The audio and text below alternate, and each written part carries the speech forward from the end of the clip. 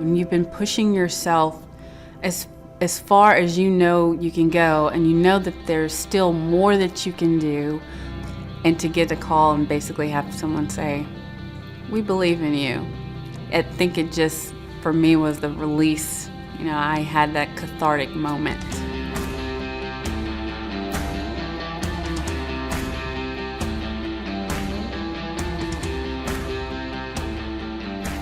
The caliber of applicants was high. It was high just because it was veterans. And so even to be amongst that group of applicants was humbling and speechless that I was one of the three. My grandfather did make this sauce. It was never a company when he made it. He would just make it for friends and for gatherings of family.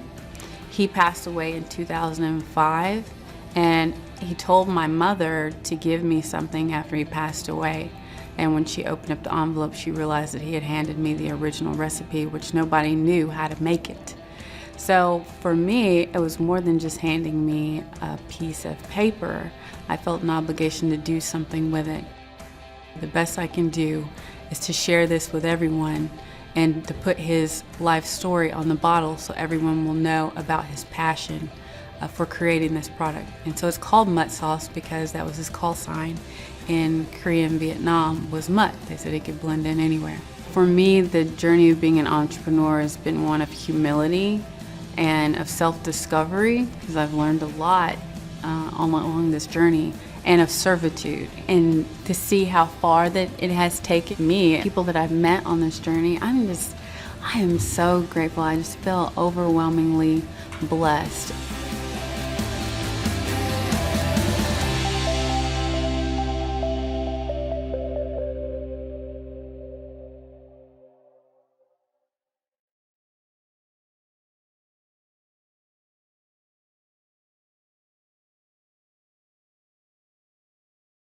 Hi, I'm Charlynda Scales. I'm the founder of Mutt Sauce, where we make the sauce for every meal. You know what? I just right to the point. I like it. Just get right in there. Simple as can be. No like bells and whistles. I love it because it gives me more time to talk to you. Hello, Charlynda. How are you? I'm doing great. Thank you for having me, Jodi. Oh my God. All right. So you are just another one of the wonderful people that I'm just trying to figure out. I invite so many people onto the podcast. I found you, I got on LinkedIn, you just popped up. So someone that I know out there liked something that you were posted in, and I'm like, ooh, what's this? And I'm like, okay, now this is a fun story, and I want to know more. So thank you very much for answering my email and saying you'd want to be here. I appreciate it. You never know what's on the other side of an opportunity. So I like to be daring in that aspect. Let's see. All right. Where So one, I love that you said that because too many times small businesses are working too fast and they're just doing so much and they're like, I don't have time for that. I don't have time for that. And I'll give you that short story where I went to an event at Harvard University and they had all these entrepreneurs, these like brand new innovators. And there was this guy that had created Zumba. There was a guy that created this golf course, this PR person that was the one that started product placement. And they're all talking. And the guy from Zumba said, yeah, if it wasn't Harvard, I would never be here. Like, there's no reason for this. I'm doing extremely good. Zumba's going to be here forever. And I raised my hand and I'm like, I think it's a wasted opportunity for you not to say that you're going to do an interview with someone. And he goes, I don't have to. I go, because I've created this. And I said to him, I'm like, okay, you know what? Remember Ty Bo? Remember Billy Blanks? I mean, all these individuals that are out there that used to say the same thing. So it's a wasted opportunity. And of course, now, how often do you hear about Zumba? So thank you very much for saying that out loud. That is the first awesome tip that you just gave everyone that's listening right from the get-go. Like, why would you waste an opportunity? So I want people to get to know who you are. So number one, where are you located? And two, tell me your story, but you can't talk about your education and your business yet. We want to know about who you are. Well, I am in Dayton, Ohio right now, and I'm a country girl from the hills of Tennessee. I am the granddaughter of a Vietnam Korean War vet and a very hardworking single mother. So that's my that's my jam. You know what? We gotta go a little deeper than that. And so you're like, I go, and the soft voice kind of gets me like, oh, I'm so relaxed here thinking, okay, but no. So country girl from Tennessee, how did the country girl from Tennessee end up in Ohio, number one? And what was it like being in Tennessee? Because I went to Tennessee once when my girlfriends went to school there. And I remember going for a run in the morning on a Sunday, and I got stopped. And they were like, I go, what are you doing? I'm like, I go, going for a run. They're like, it's a Sunday. Why aren't you at church? I'm like, oh, bro. Okay. You were running on the Bible Belt. That's what happened. So growing up in Tennessee, what was that like? Because honestly, I knew nothing about Tennessee except for, I guess the only memory I have of Tennessee was like, church. Okay. What and there was city no Catholic church in sight, by the way. So that was another thing. What city was it? By the time we're done with this conversation, I'm going to remember. It was one of the universities was right there. Okay. I grew up in Cookeville, Tennessee. Okay. The university there is Tennessee Tech University. Wasn't that? But I lived out in the countryside with my grandparents and my mom. So it was a lot of us crammed into a little space, and my aunt and her 2 kids. So that's kind of like our family unit growing up. And my childhood was spent, walking in the countryside, the fresh air, picking blackberries, fishing for crawfish, talking to my granddad. I would play games with my cousins. One of them was, how many ticks can you pick off of the local mutt? So we would have our little pliers and we'd grab the dog, and we're just picking away because they're out in the woods. These are like, these dogs are not the house dogs you think of. They're just all out there, like Old Yeller or something. But that was my childhood, a country kid, a rough around the edges country kid. I used to enjoy listening to my grandfather and his stories of being in the military. He was in the Air Force. And I was fascinated by his world travels. It was like Gulliver's Travels in like real person form. It sounded like a tall tale to me. And I said, well, I can't wait to see the world and see Japan and see, he would talk about being on Route 66 when he got back in the States, and he tried to drive the whole thing. And he said, I saw 4 seasons in one day. I'm like, that's, it's like living with Paul Bunyan. Like, what in the world, tall tale? And my grandmother was the sweetest soul I ever met. She makes her mark on all of her legacy. We basically all have the same eyes. If you ever met us, they always say you have Joyce Jean eyes. So my maiden name is Joyce. My maiden name is Jean, like hers, Joyce Jean.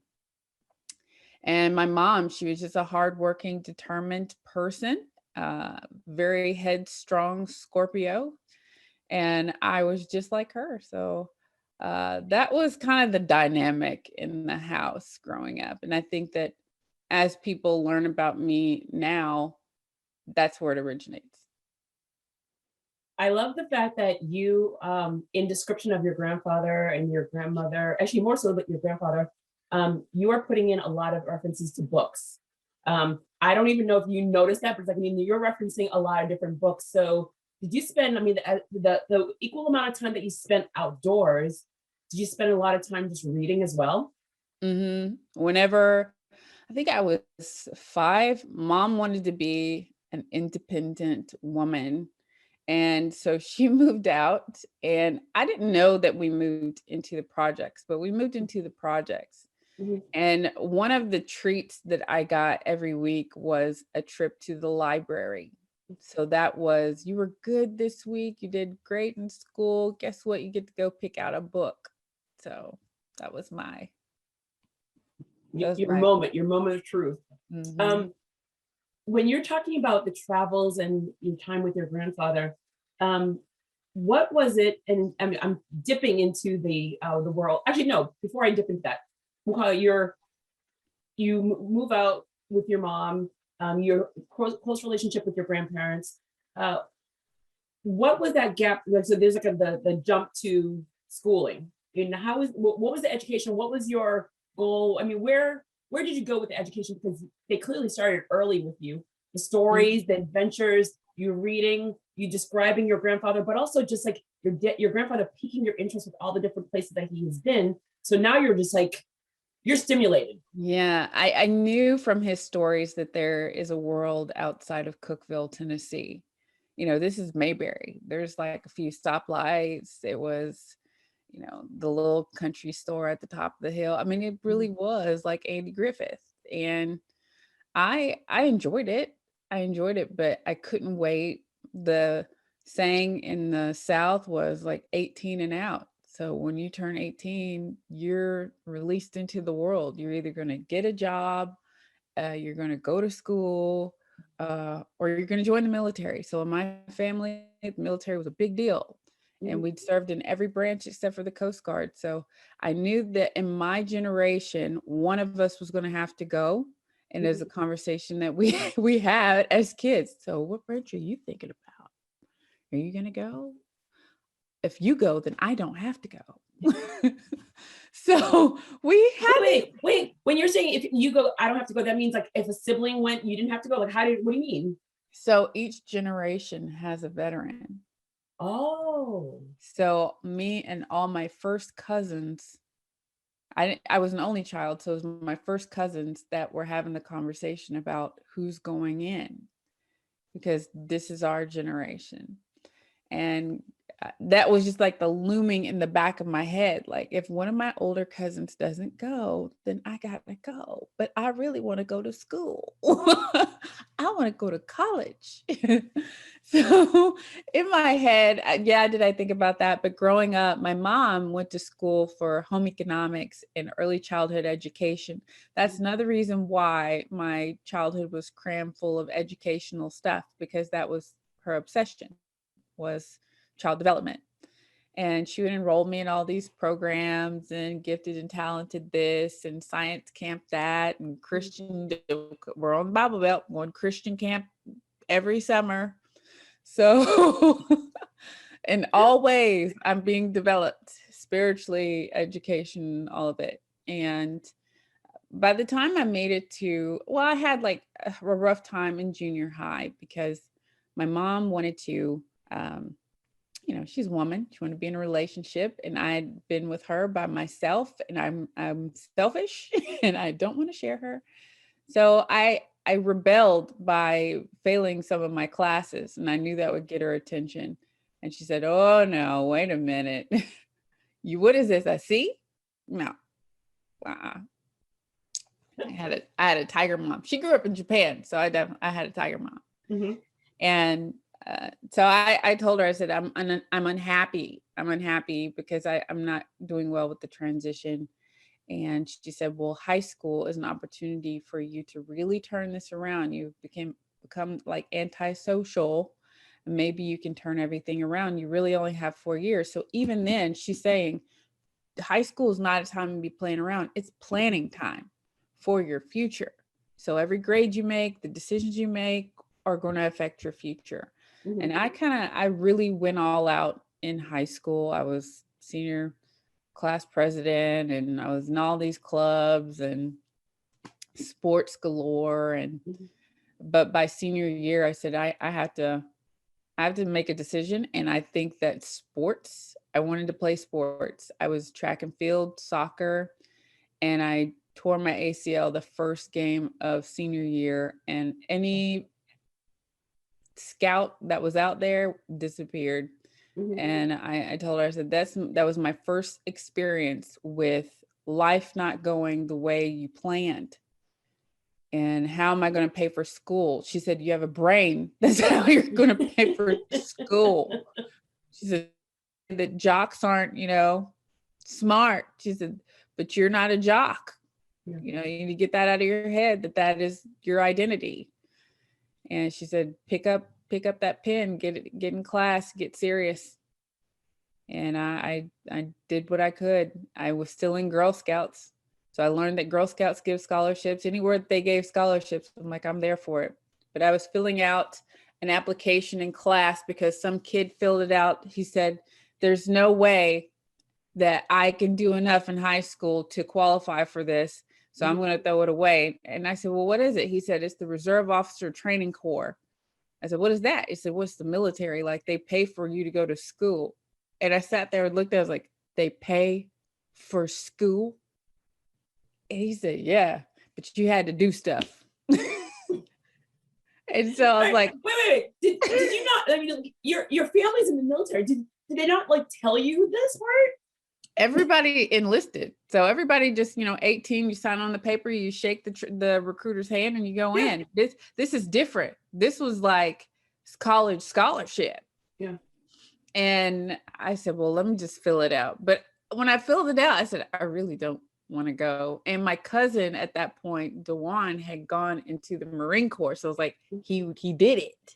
Mm-hmm. So I was walking down the hallway and I saw the guidance counselor, and she knew my whole saga with my loss of my sports scholarship. She said, what's that? I said, ROTC, something, I don't know. Hand it to me. So I handed it to her and she turned it in.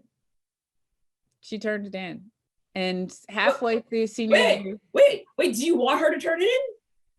Well, I guess she just trusted that if I filled the whole thing out, I must have really wanted to go. It's one of those moments where like I wrote a love letter to someone, I put the stamp on it, but I never wanted to mail it. Yeah. So she was like, here you go. And then halfway through the year, they said, you have a meeting with this captain. He was from the Air Force.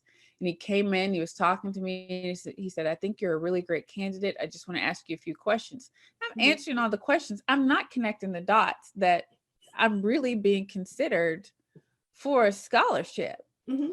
And he said, thank you for your time and good luck to you. I said, well, thanks, Captain. And finished the year.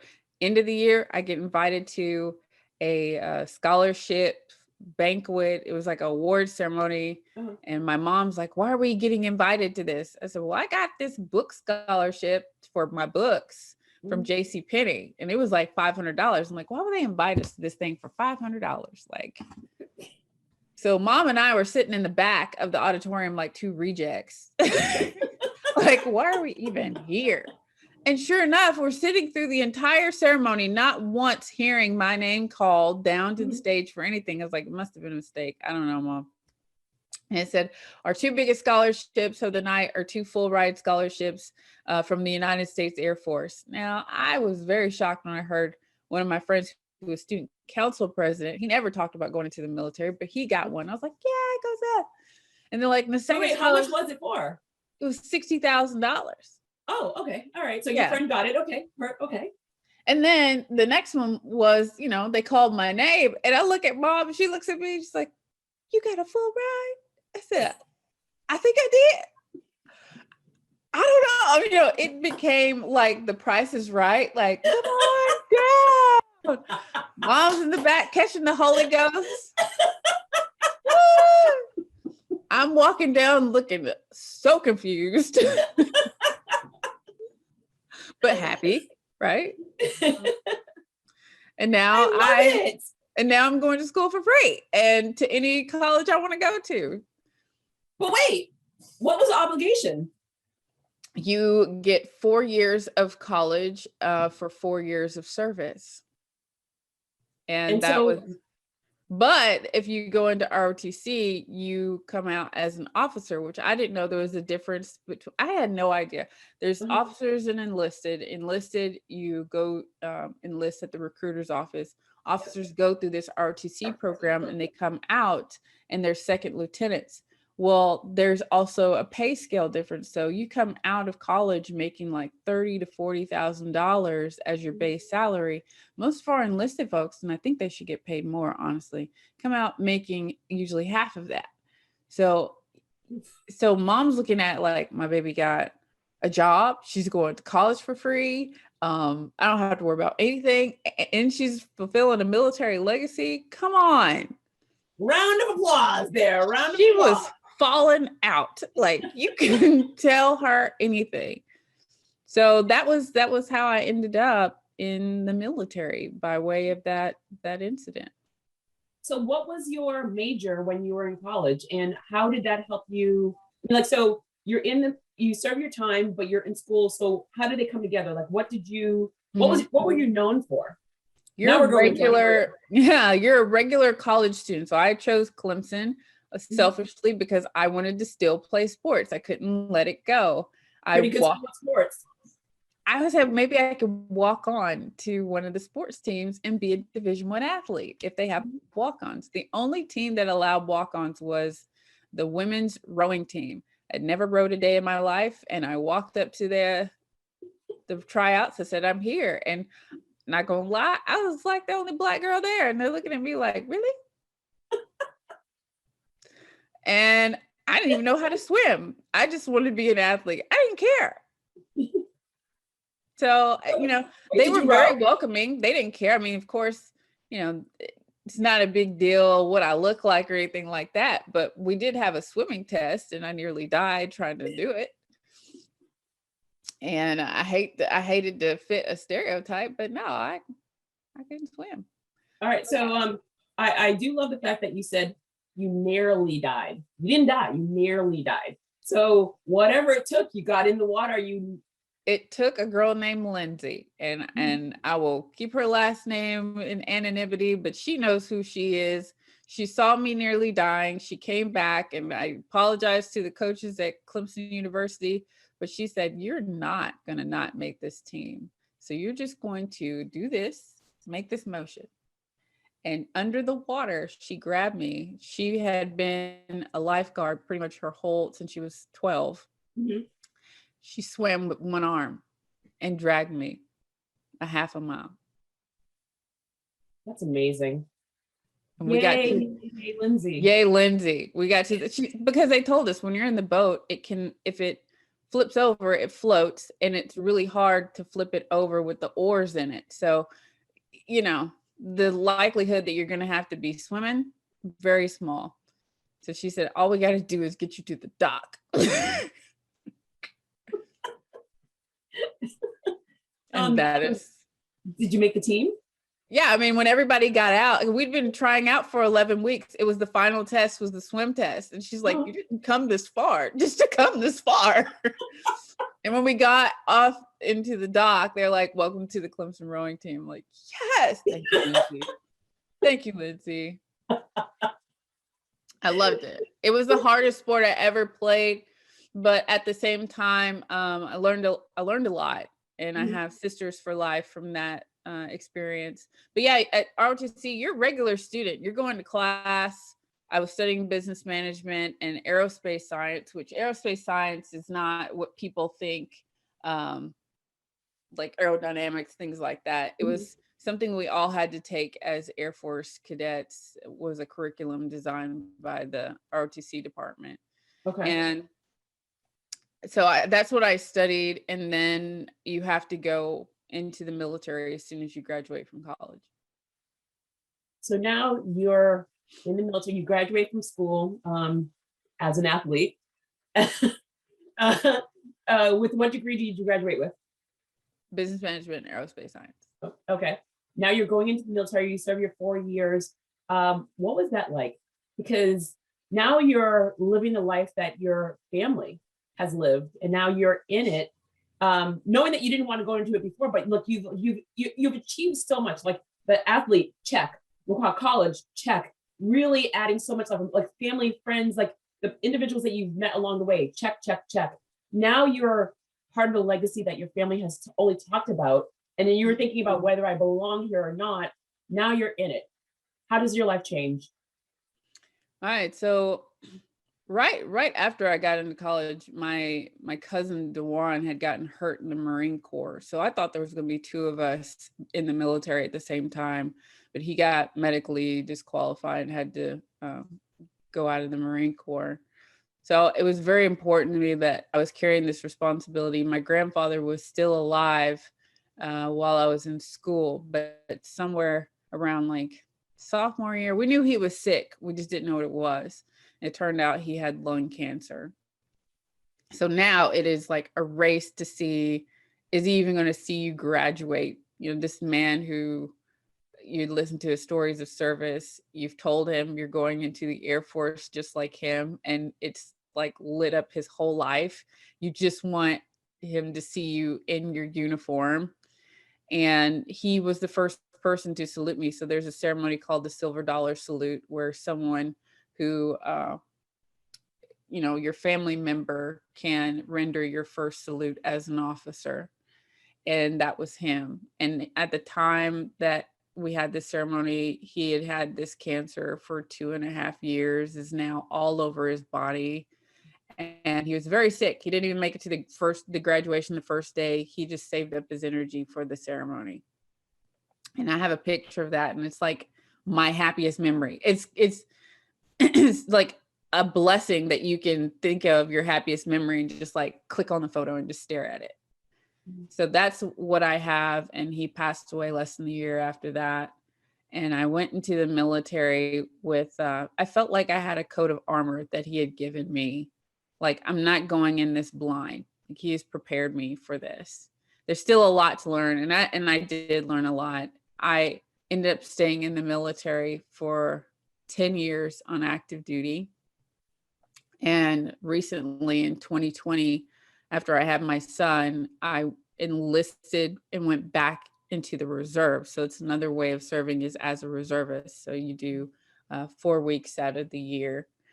And I just wanted to keep my uniform on because that legacy of service means a lot to me. But at the same time, it's a way of taking care of the family. I didn't realize how much the healthcare system in America needs help. It needs work. When I had my kid, they sent me a bill accidentally for thousands of dollars. And they said, well, your military time lapsed. I said, well, I'm going to the recruiter's office and we're going to fix that. Free healthcare was a privilege I didn't realize was so critical to keeping my family together and taking care of everybody. But that's my status now. Active duty for 10 years, still a reservist, still an entrepreneur. Yeah. So I love, I mean, like, honestly, like I could sit there and end this right now. And I'm like, oh my God, I met this girl. She's so amazing. I love her so much. Like, I mean, this is so beautiful in so many different ways. And I think that's one of the moments where, like, living in the North, the military is when I worked for the governor, I was Governor Romney's press secretary. And I remember we were in a war at the time. And I remember going and the send off. And I remember all the funerals that we had to attend. It was absolutely insane. These young faces I remember so clearly. And I was now like less than a year, we were at their funerals. It was so overwhelming for me, especially when you're from the Northeast and it's not part of our realm. Like up here, all the educated universities, colleges, everyone goes to college. I mean, this is what you do here. I have a lot of relatives that are in the military, and I'm Haitian, first generation born here. When you're in Haiti, it's a doggy dog world when it comes to being in the military, in the police, and on the island. And so it's always a rarity when a relative joins the military, because we're like, you know how it is in our country, but oh yeah, right, we're in America, it's a whole different thing. But they do it, and they reach a lot of different ranks. And I have like a kid that I used to nanny. He from Connecticut, played the trumpet, and he joined the Army and played in the band. And I'm like, I played in the band. Oh, and yeah, and I have police where am I shooting? I'm like, okay, my mind is like, it's not equating, but okay, because you have to go to boot camp, even though you're playing the trumpet, you still have to. Yeah. So all these different, it was just learning about all the different areas that you can be in the military, and it's not just you're going off to war. There's so much more. Yeah. It's the business world. I work with a lot of vets, and one of the biggest things that I hear from a lot of women, and this is where your story comes out for me, where a lot of women, they come out and they're like, I go, we don't tell people that we were in the military because like when we're in the civilian world, it's hard to get a job and it's hard to get recognized.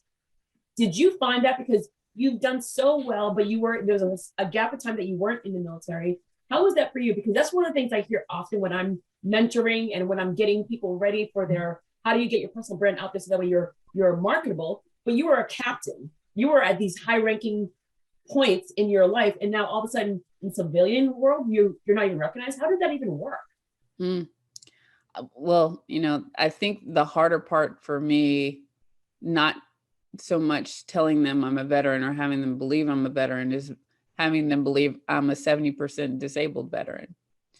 And because a lot of women don't wear their scars on the outside. Not all of us have body amputations or, those stories of being out in combat and something happening to us that you can see. A lot of women veterans have things like MST experiences of sisters who've been through military sexual trauma, or they have PTSD, which you can't see PTSD all the time. Sorry to stop you. What is you just said acronym MST? What's that? Military sexual trauma.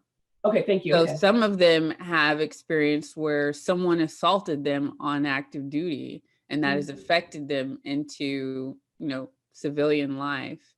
PTSD, post-traumatic stress disorder, that is an invisible scar for some, I would say a lot of women. Anxiety. So I have high functioning anxiety. So whereas people would see me giving a speech or out in the public, they're like, wow, she's extroverted and she delivered that flawlessly. Well, they didn't see how I had a complete breakdown 30 minutes before I walked out on stage, or how I need medication just to sometimes just calm down enough to be coherent. It's, or the overthinking of everything. It's not a simple procedure, because in the military, I've been trained to think of step A through step Z and beyond.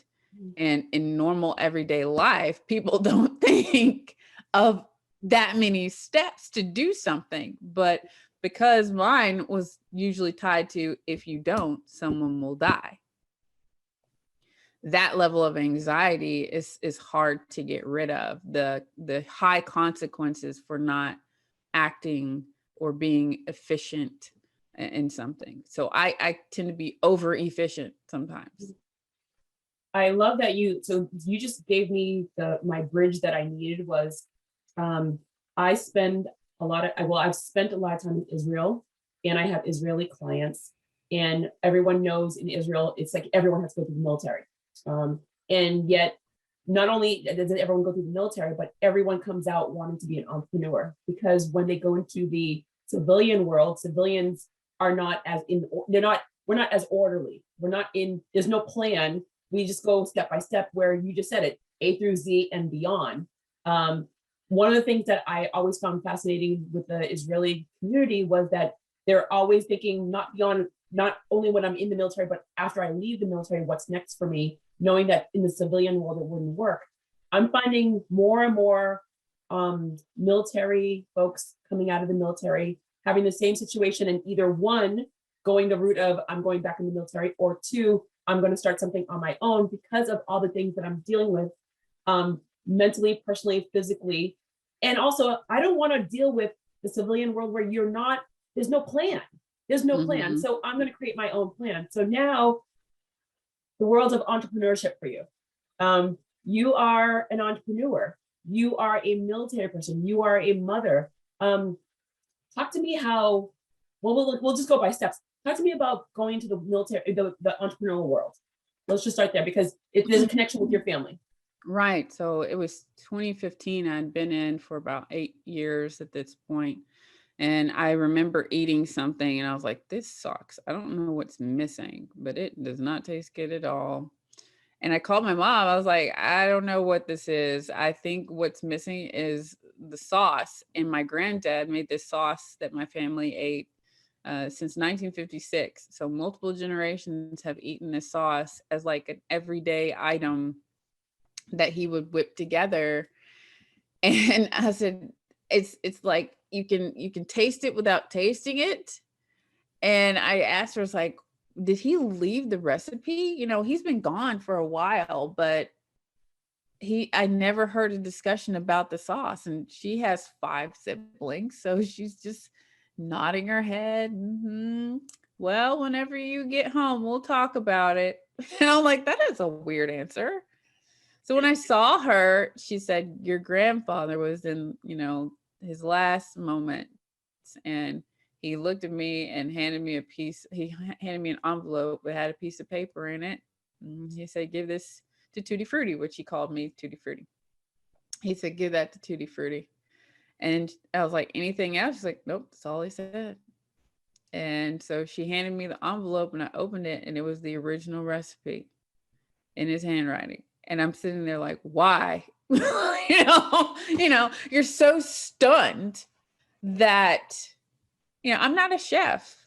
I'm not a cook. I don't, I'm not even one of his kids. Is the other thing. I was like, he's got kids. You leave it to your kids, not the grandkid, not the third grandkid. I'm thinking hierarchy.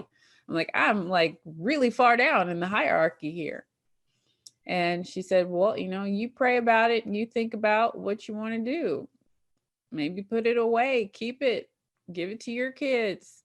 So I go back home. I was in Ohio and I was at Wright-Patterson on active duty. And that's when I said, I got to do something. I don't know what, but something. And I Googled free help. And that is how I got an organization called SCORE, which helps small businesses start. And I didn't really understand that they really want you to start a business. So I went in, I said, I got a piece of paper. I want to make a couple bottles for friends and family. And I don't have time to do it because I'm active duty. And so they gave me a SCORE mentor and he said, so what I'm hearing is you want to manufacture a tomato-based product for the consumption of people on a large scale. I'm like, no, that's not what I said.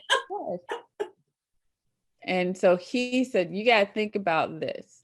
You want to take care of your family. Yes. Do you know that people run businesses and they exit businesses and they take that money and they either create more businesses or they can live off of it and pass that wealth down to their families? So wouldn't it be great to just not have to worry about, is your kid going to get a scholarship and all the stress that you went through to try to figure out how you're going to pay for school? I said, yeah, that was quite stressful, but you make a point. He said, that's legacy right there, business. And he said, so we're going to give you a checklist and we're going to move at the speed of determination. And I said, well, how fast is that? He said, however determined you are, it's how fast this will happen. And he handed me my checklist. And for my brain, being military, I was like, ooh, yes. And I went through that thing. We had the doors open. We had an event and I'm a backwards planner. So I planned the event before I actually had the sauce. Mm-hmm.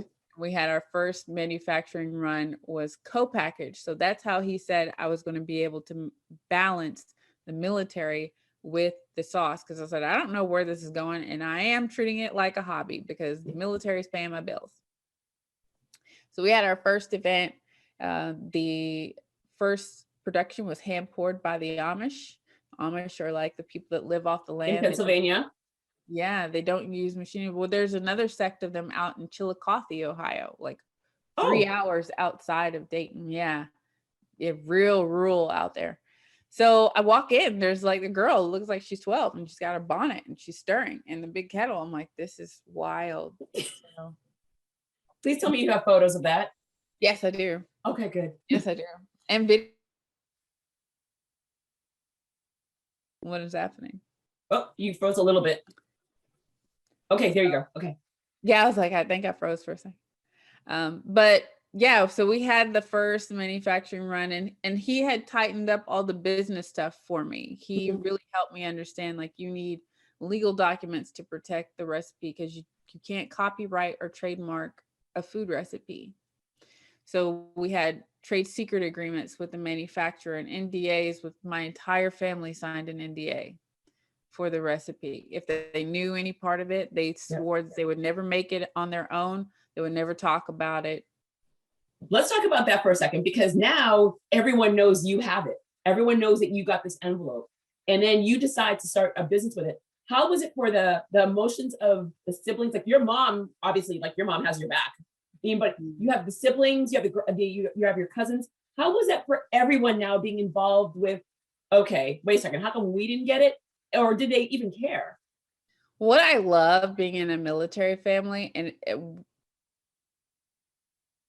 was in the military, it was one team, one fight. And I still use that now with my team members. But that mantra is ingrained into our family. One team. There's no individuals. We're one team. I love it. And our family name is Farrell. So I was like, look here, Farrells, if we're going to do this, I just need you to trust me and know that I'm not a malicious person. I have my military career. I don't need money, fame, none of that. I don't know where this road is going to go, but whatever I need to do that ends up with us sitting pretty retired, I'm gonna do it. And I said, I just need y'all to sign this paperwork. We just need to lock this down as a family. I'm loving it. Oh my God, I'm loving this. Okay, so now you go live. You have the product, which I cannot wait to buy it, because it drives me crazy when I am eating something like, because being Caribbean, like we spend time with our food. And so when I'm eating something, I'm like, bland. How is that even possible? It's like a man that doesn't know how to kiss. How are you a full grown man and you don't know how to kiss? Same thing for me. Like, how is it this food that's even in existence and it's bland? It's like, what are you doing? So it's now like coming out. People are eating it. What's the feedback?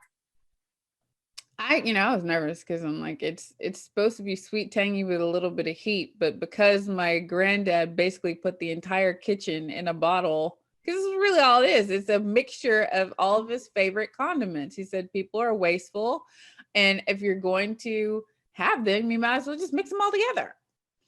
And so that's what he did. And I had a local caterer. I picked out a menu and I said, we're going to do a breakfast item, a lunch item, dinner item, some tapas of all different kinds, so you can taste it on even fruit. We had pineapples that were marinated in it. We had steak pieces that you could try to steak sauce. We had mini salads that you could try salad as a salad dressing. And we had little drinks so you could try Mutt Sauce drinks. And I just sat back and I was taking pictures and people were like, what? The reaction is usually the same, that they see it, they expect barbecue, and then they taste it and they're like, what is this? Because this is different. This is not barbecue. No, this is not. This is a higher level experience. I'm excited. I can't even wait. I'm like, literally, like we're done with this conversation and I'm ordering, so I can't wait. Yeah, we sold out that within a week. We were completely sold out. And that's why I came back to my mentor. I'm like, what do I do? I got all this money. He said, you take this money and you make more sauce, because you don't have money without sauce. So you're out of inventory. You need inventory. So cash flow, you need, Absolutely. So this is 2015, you said? Yes. 2015. When that was, so I got out of the military in 2015, but I started the business in 2013. So I tried to do active duty and run this company side by side for 2 years. How was that? A nightmare. My grandfather had a philosophy about the military. He said, if you can't give it your everything, you need to step aside. And, I was doing what I thought you should do. You get up before your commander, you're there, you work hard, you stay all day, and you go home. And then on the weekends, I was at farmers markets and I was at trade shows, and I was pulling up to people's houses in my Honda, like, you want some sauce? I was doing everything and I was exhausted. I didn't realize how tired I was until my mom pointed it out. She's like, you're burning the candle at both ends. You got to figure out what you want to do. And then, my commander started talking to me about, I want to give you more responsibility. And when he said that, I guess is the first time I was like, I don't want to go, I don't want to be more involved. I really am looking for relief. And I could hear my grandfather saying, you need to step aside. You need to step aside. Wait, step aside from what though? The military. He said, when you can't give it everything, everything you got, you need to step aside. And so just having the thought of like, I'm exhausted and I can't give any more was like the cue to like, you need to, put your boots down, let somebody else have their time. So I did. I left active duty in 2015. I went to the reserves because it was like, I can do 4 weeks or a month. I can do that. And I left in 2015. So March 2020, like everyone's buzzing about this thing that's happening in Europe, happening in China. It's happening, this thing. And all of a sudden the world starts shutting down. As an entrepreneur, you have given Ari, without you even realizing, you've given us so many different lessons and learning experiences and advice in regards of how you've gone from that child in Tennessee to evolving into an entrepreneur. What does it do for you as an entrepreneur when you are running a business and then all of a sudden the pandemic hits? What was that like for you? I was in the hospital. I had just given birth and my phone and the TV were off. So I did not fully realize what was going on in the world, holding my baby. And for me, that was like my number one. I didn't realize until I had him that was my purpose. And it's hard to tell people who admire you for the work that you do as an entrepreneur that being the mom is your new purpose, but it really is. When I say that legacy is my purpose and then I'm staring at my legacy, that just everything came full circle for me. I said, now I know why I'm working hard. Now I know why I'm doing everything I'm doing. Now all the sleepless nights are worth it because I now have someone here, like a physical, tangible reminder of why I'm doing what I'm doing. And I was just so in this world. He had to stay an extra week. So the day that we were headed home, finally from the hospital, they come in, the nurses are like, so there's this thing called coronavirus. And I'm like, what the heck is coronavirus? And it's like, I said, yeah, but they said that was, that's not even here. It's here. It's everywhere. It's a pandemic. Take him home because he was immune compromised. One of my parents is immune compromised. And they said, you take him home and don't you leave. Don't go outside. And so that was my reality. When I turned my phone back on as we were headed home, I looked at my phone. Now, my business model was 90% events and trade shows.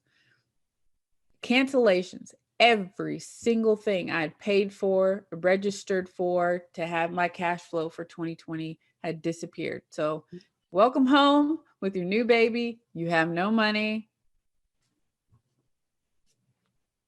That was 2020, March 2020 for me. And we had to pivot. I just leaned on advice that I'd received from mentors. And a lot of entrepreneurs have been there where people give you great advice and you nod your head and you go, thank you.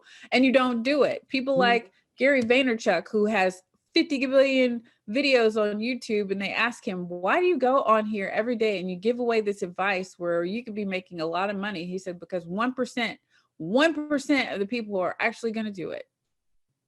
It's so funny that you say that. I do speeches all the time and I give out my cell phone number. I give it out. And I tell people, I always have one person, I go, dial it right now. You will see it's ringing. This is and no one uses it. I have it 0%. No one ever uses it. And I'm like, I don't understand. Someone's here just giving it to you for free. I don't understand. What are you doing? Yeah, I don't know why people don't take advantage of these things. There's so much information out there. And I remembered him, I was at an event in July of 2019, and I said, I'm having an issue with consistent cash flow, because when you do events, you don't know if you go into that event, maybe you make $10,000, maybe you make $1,000, maybe you make $2. And I said, I need something more consistent. And he said, well, your business model is like upside down. You need to be embracing e-commerce like now, today. You need to have your website and selling online. And I said, okay. He said, you're going to do that? Sure. I was going to say, how long did it take you to do it? It took a pandemic. It took a pandemic. And I got home and I'd have a little man asleep beside me, and I'm like, Shopify, YouTube, and I'm signing up for all this stuff. And I had my little checklist of flip this thing to e-commerce, and we did. And I remember June, that was the month where I said, this is why you listen to people who give you advice. I looked at our analytics for that month, and the total, if I were to take the previous year of our sales from May to September from our previous business model, that's how much we made in June. And the fact that I never left the house, the whole family was just stable family unit, never left the house, no standing outside in the hot summer sun for 8 hours, talking nonstop, pitching all day, none of that. So now, what's a quick advice in regards of for anyone that is listening to you right now that is thinking about starting something, afraid to start something? What advice would you give them? Oh, there's so much, but I will keep it succinct. Give me three. Give me three good ones. This is my mantra. When you believe in something bigger than yourself, rock bottom has a trampoline. So you're going to have rock bottom moments, just like that. Rock bottom has a trampoline, you can bounce back. You were not designed to stay at rock bottom because you were born with a great purpose. You just have to keep going. So that's the one. 2, you need to stop looking for like-minded people, and you need to seek out like-hearted people. That was a big one for me, because I was thinking, if you agreed with me or if you thought like me, then you were supposed to be that's who I need to listen to. I've gotten the best growth and mentorship from people who basically tore me to shreds and said, you're wrong. You do not know. I have another way, and it is a better way. And I was so hesitant to allow myself to be vulnerable around those people. But when I looked at where their heart was at, they're like, I want to see you successful. I want to see you spread this legacy of family togetherness. I am all with you on your desire to connect with people. We are like-hearted right here. We're connected. I just don't think like you. And I love that one. All right, you got to give me a third one, because the 2 were so good. Unless you want me to walk away with the 2, because I have 2 other questions for you. Oh, well, I would just say keep going. I mean, it's really hard to, I deal with imposter syndrome, and you're going to be afraid. And I think there's a book, and I don't want to misquote who the book is by. But there's a book called Do It Afraid. And I know that it's faith-based, but I like just the mindset of be afraid and do it anyway. Because if you wait until you're comfortable, if you wait until you feel like you have all the information, or if you wait until you're no longer scared, you're just gonna be sitting there. And I still, I give great hypocritical advice, but I give it in, parents, we're hypocrites. Everybody is a hypocrite. But it should not stop you from taking things you've learned and sharing it with someone else. Even if you didn't put it into practice, or it didn't help you because you didn't take the advice, it's still great. So I'm going to tell you, even if I'm not doing it as I should. All right. So I have 2 more questions for you. Where do you see the industry of, you're in the food and beverage industry. So where do you see the industry going on in the future, knowing that we're still going to be in this the world is not going to open-ish in a new way till at least looking like 2022, where it becomes a little bit more normal. Like, we're out and about. Everyone's we have herd vaccination. So where do you see the industry going for you, and what you're trying to do with the company? Well, e-commerce is here to stay. So if people have not hopped on the e-commerce train, you're just losing money. And opportunity. I think that for people to recover. Another project I'm working on right now is building a commercial kitchen here in this town, because we've had so many food entrepreneurs that have brick and mortars that went out of business. Yeah. But people still have a great following and the demand for their product. They just can't afford the upkeep of a brick and mortar. There's going to be a rise in commercial and ghost kitchens. I think that there's going to be a rise in like pop-up restaurants versus regular restaurants. I think people are very much focused on health, more on like wholesome, less of like faddish stuff. I think, before COVID, everybody's like, let me try this, let me try that. And they're really like, I really want something wholesome and healthy, not like crash diet stuff. And more focus on feeling good about their purchases. So those people who have embraced charity or partnerships with philanthropy, I think those will do well as well. Oh my God, like you nailed it on so many of what people want, what people have been gravitating towards. That whole entire concept of being comfortable, the comfort foods, the being like where we're not rushing anymore. I mean, it's this taking the entire world into that. Think about the way that you grew up. Even thinking the way that I grew up, where kids are riding their bikes and people are like, going to the farmer's market. Like, we know where our food is coming from. We're taking care of our health a lot better, mind, body, and soul. So I do love that you hit all these different ways that the love of food and how food brings people together is going to be fantastic. My last question, and mind you, because I'm looking at the time and I know that you have a baby waiting for you, but also I was like, I'm so sad because there's so many more things I want to go to. So I let it be known this is not the last conversation. I'm like, you're gem. You are like, I was like, you are gold in all the right ways. Beautiful smile, just everything about you. I love it so much. And I'm like, damn it, one more question. Thanks. If you had a personal and professional ask of anyone that's listening to you right now, what would be your personal ask? And what would be your professional ask? I give this the moment of time because no matter where we are right now, there's a moment of needing something. And I think that you just gave us so many great learning lessons and parts of your story. And we got to know who you are as a person, and as an entrepreneur. But what can we do for you?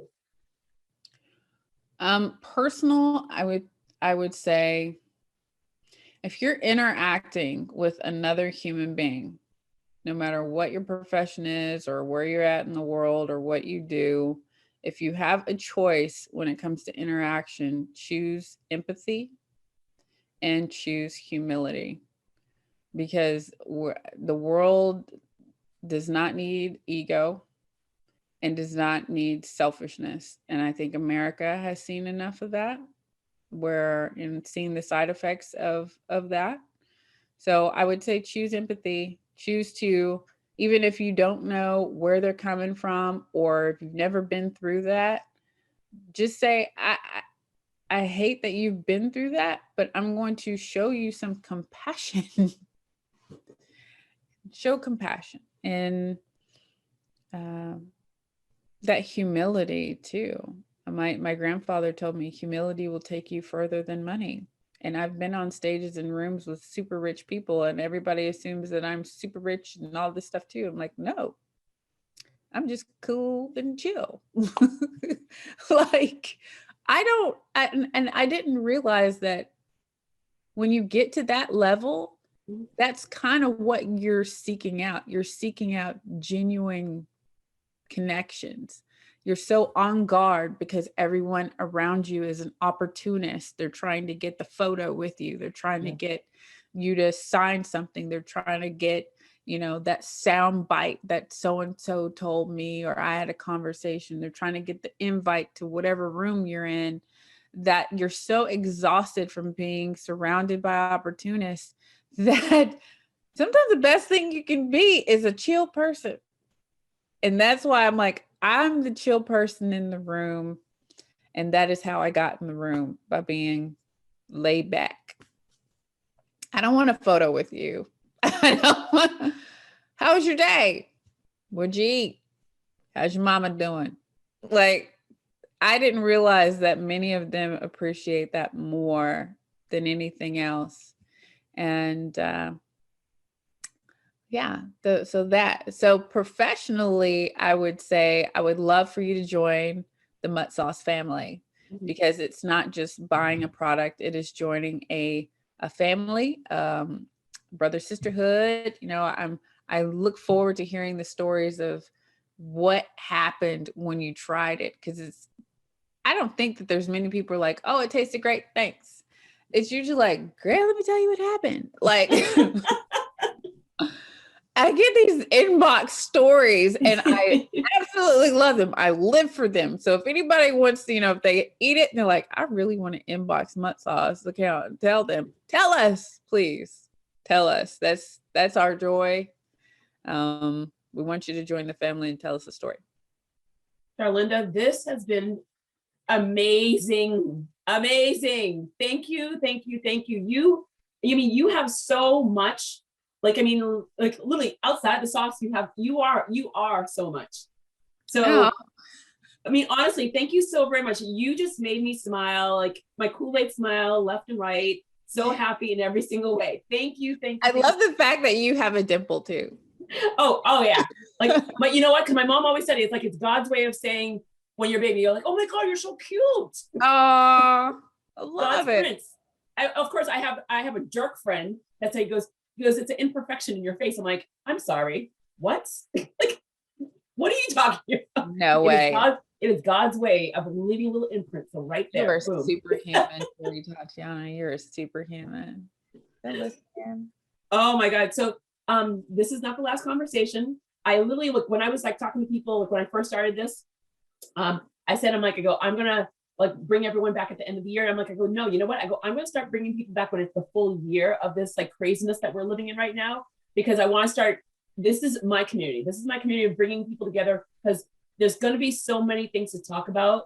The food industry is the hot button in so many different ways. And I think that this is where I'm meeting so many amazing people that, again, you would not be in the media for a long period of time. You're in it for like 7 minutes, 30 seconds. And I can say this because I was a TV and radio producer. I want to give you a bigger way of showing more of you and being part of the conversation on a higher level. So thank you very much for being at the start of it. Thank you. I appreciate that. That is so humbling. Thank you. Oh my God. So I'm ordering it today. So just want you to know, ordering today. So if you see my middle name, I'm like, this is Jodi ordering it. And I'm going to send it, and I'm going to send some to my mom, because my mom's a chef. So I'm going to send some to my mom too in Florida. Yay! So yeah, so I'm now it's getting real. It's getting real. But thank you. Thank you so very much for taking time out of your day, especially when you're a new mom business, we'll call business owner, entrepreneur, taking care of the family. Just thank you for this is a lot of time for you to walk away from what you're doing just to talk. So thank you, my friend. Thank you so much for your consideration. And I'm so glad you joined the family. So. Talk to you soon. All right. Have a good day.